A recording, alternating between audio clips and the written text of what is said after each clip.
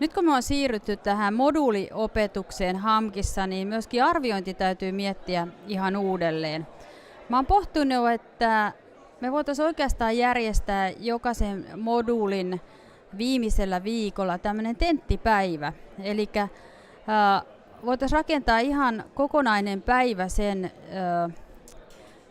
sellaiselle toiminnalle, että aamulla aloitettaisiin tentinpidolla. Sehän voi olla tietenkin joko yksilötentti, paritentti tai ryhmätentti.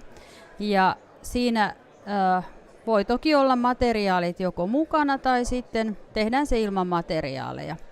Ja kun tentti on tehty, niin pidetään pieni jaloittelutauko ja sitten siirrytäänkin sen tentin niin sanotusti tarkastukseen ja arviointiin.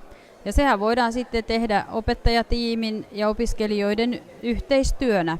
Katsotaan mitä osataan ja samalla sitten voidaan pohtia sitä, että miten olisi tehtäviin pitänyt vastata. Ja samalla sitten se osaaminen siinä syvenee sen päivän aikana vielä ja päivän päätteeksi olisi arvioinnit valmiina.